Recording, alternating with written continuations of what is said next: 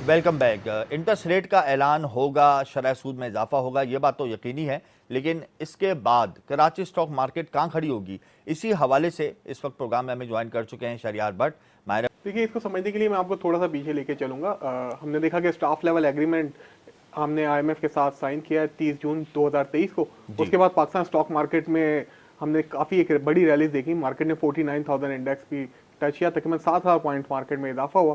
फिर जो ही फिर एग्जीक्यूशन नहीं हुई, दूसरी चीज़ें पाया तकमील तक नहीं पहुंची, जो प्रॉब्लम्स देखने में आई, उसके बाद मार्केट में तकरीबन 3,500 से ज़ायद पॉइंट की कमी देखने में आ चुकी है। उसमें एक बड़ा एलिमेंट इन्फ्लेशन का भी है, और इन्फ्लेशन के साथ साथ जो इंटरेस्ट रेट बढ़ने जा रहा है उसके भी खदशात हैं जो सरमायाकारों के जहनों में गर्दिश कर रहे हैं। ऑलरेडी 22% में हमारा इंटरेस्ट रेट चल रहा है, जो कि कोई भी इंडस्ट्री मैं समझता हूँ वाइबल नहीं हो सकती चलने के लिए ऐसे इन्वायरमेंट में, जबकि आप देख रहे हैं हमारी टेक्सटाइल की एक्सपोर्ट तकरीबन 15% ज़ायद गिर चुकी हैं।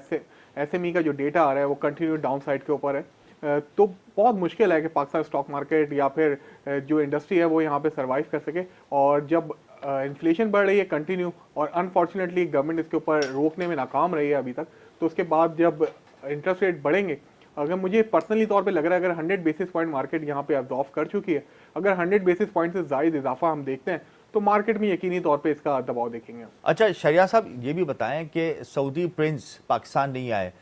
हमने तो बड़ी तवक्कुआत लगा ली थी कि सऊदी प्रिंस जाने से पहले हो सकता है आ जाएं, या जाते वक्त हो सकता है आ जाएं, चंद घंटों के लिए आ जाएं, लेकिन वो नहीं आए, तो इसका भी एक इम्पैक्ट आया स्टॉक मार्केट पर।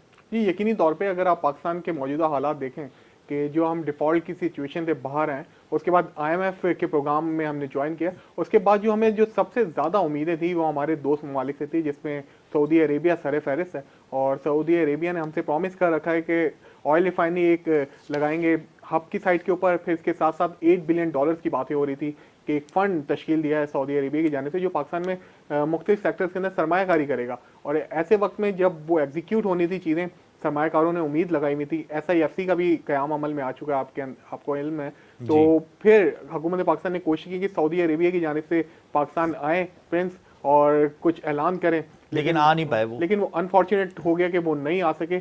और उसका इम्पैक्ट आप देख रहे हैं मार्केट में। पिछले 2 दिनों में कल हमने 145 पॉइंट की कमी विटनेस की, और आज तकरीबन 380 पॉइंट्स का डिक्लाइन मार्केट में देखा गया। अच्छा, ऑयल एंड गैस सेक्टर के स्टॉक्स में हमने आज नुमाया खरीदो फरोख्त का सिलसिला देखा, जिसकी बुनियादी वजह ये थी कि OGDCL ने एक लेटर लिखा स्टॉक एक्सचेंज को, जिसमें उसने बताया कि तेल और गैस के नए ज़खायर दरियाफ्त हो गए, और ये नाशपा फील्ड जो हमारी KPK में है वहाँ से। तो इस हवाले से आप क्या कहते हैं कि आइंदा आने वाले दिनों में ऑयल एंड गैस सेक्टर का स्टॉक कहाँ होगा, और फिर जो ये तेल और गैस के ज़खायर मिले हैं, कैसे दीगर स्टॉक पर भी पॉजिटिव इम्पैक्ट क्रिएट होगा? देखिए, अगर मार्केट में अगर हम पिछले दिनों देखें, जो हालिया तेजियों का रुझान हमने देखा है 30 जून 2023 के बाद से, तो उसमें आप देखते हैं कि ऑयल एंड गैस ने मार्केट को ड्राइव किया है। ऑब्वियसली एक बड़े सेक्टर हैं और मार्केट को ड्राइव करते हैं, वेटेज भी इनका 100 इंडेक्स में सबसे ज़्यादा होता है। तो उसमें एक तो इनकी अपनी परफॉर्मेंस भी शामिल थी। हमने देखे मतवातिर OGDCL को काफ़ी ज़्यादा डिस्कवरीज होती रही हैं और काफ़ी ज़्यादा अर्निंग्स करते हैं, लेकिन इसके साथ साथ इसमें एक और इम्पैक्ट भी शामिल था, जिसमें सऊदी अरेबिया की इन्वेस्टमेंट, पिछले सवाल में हम डिस्कस कर रहे थे कि सऊदी अरेबिया इसमें इन्वेस्टमेंट करना चाहता है। फिर तीसरी चीज़ हम देख रहे हैं कि गैस का सर्कुलर डेप्थ 1600 अरब रुपए के आसपास आ चुका है, और हुकूमत पाकिस्तान ने कमिट किया था कि IMF के साथ इसको हम बढ़ने नहीं देंगे, इसको यहाँ हम रोकेंगे। और गवर्नमेंट का एक प्लान था कि मगर वो प्लान कामयाब नहीं हो पा रहा ना, इन दोनों के दरमियान कुछ सेटलमेंट नहीं हो पा रहा। बिल्कुल आप सही कह रहे हैं। इस हवाले से गवर्नमेंट ने एक प्लान तश्कील दिया था, जिसमें डिविडेंड पे बैक स्कीम थी, जिसके तहत हैवी डिविडेंड देना था जो लिस्टेड कंपनी थे, जिनमें OGDC एंड PPL सरफहरिस्त है, और कहा जा रहा था कि 65 रुपए के करीब भी डिविडेंड दे सकता है। तो IMF ने अभी जो इतलात हैं उसके मुताबिक उन्होंने ये रिजेक्ट कर दिया है। अब हुकूमत पाकिस्तान एक बार फिर एक भंवर में फंस गई कि अब क्या सिचुएशन लेकर आते हैं। तो यही वजूहत थी कि आज आपने देखा कि बावजूद इसके कि बहुत अच्छी डिस्कवरीज भी हुई हैं OGDCL को, लेकिन इनमें आज आपने देखा कि 2 रुपये से ज़ायद की कमी देखने में आ रही है। बिल्कुल, मैं आप IMF हमारे इंटरनल मैटर्स में मदाखलत कर रहा है, क्या ये तहफ़्फ़ुज़ात हैं, इस वजह से इन्वेस्टर घबरा रहा है फॉरेन डायरेक्ट इन्वेस्टमेंट लाने में? आप क्या समझते हैं? देखिए, फॉरेन डायरेक्ट इन्वेस्टमेंट के लिए जो सबसे बड़ा जो चीज़ देखने में आ रही थी वो तो हमारा रुपी बेकाबू हो गया था। आप देख रहे थे अब एक जगह जब हमारा रुपया सेटल होगा, मार्केट में किसी भी मार्केटों में बहुत ज़्यादा एप्रिसिएशन भी अच्छी नहीं होती है, डेप्रिसिएशन भी अच्छी नहीं होती। अब जो जिस तरह से रुपया इतने तेज़ी से नीचे आ रहा है, अगर बीच में अगर कुछ इंपोर्टर्स होंगे जिन्होंने अपने ऑर्डर्स बुक किए होंगे, तो उनको भी हैवी लॉसेज हुए हैं इससे। तो जो फॉरेन डायरेक्ट इन्वेस्टमेंट लाने के लिए आपका रुपये का एक जगह पर रुकना बेहद ज़रूरी है। फिर दूसरी चीज़ हमने देखी कि पिछले दिनों जिन कंपनी ने पाकिस्तान में प्रॉफिट किया था, वो अपने डिविडेंड बाहर लेकर नहीं जा सकी। उसका हमें लॉन्ग टर्म में बहुत ज़्यादा नुकसान होगा।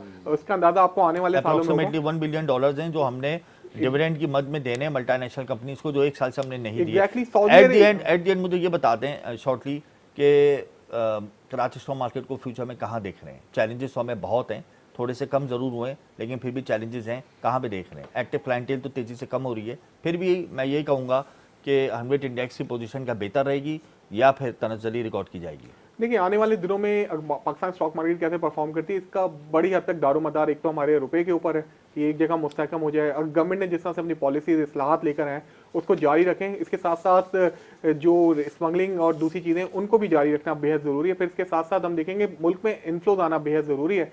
आप देखेंगे जो ही इन्फ्लोज पाकिस्तान में आना शुरू होंगे, मार्केट बाउंस बैक करेगी। यहाँ से मार्केट में अपॉर्चुनिटीज़ बेताशा हैं, बैंकिंग के बहुत आउटस्टैंडिंग रिजल्ट्स आए हैं, इसके अलावा ऑयल एंड गैस और पावर सेक्टर बहुत अच्छा परफॉर्म कर रहा है। जरूरत है हम कि थोड़ा कॉन्फिडेंस हो, और इंटरेस्ट रेट जहां नीचे आएगा तो आप देखेंगे पाकिस्तान स्टॉक मार्केट यहां से दोबारा से बुल करेगी। बिल्कुल सही कह रहे हैं कि पॉलिसीज बेहतर होगी तो बाउंस बैक कर सकती है मार्केट, इन्फ्लोज आएंगे तो मार्केट बेहतर हो सकती है। तमाम दोनों मेहमानों का मैं शुक्रिया अदा करता हूँ जिन्होंने हमें अपना कीमती वक्त दिया।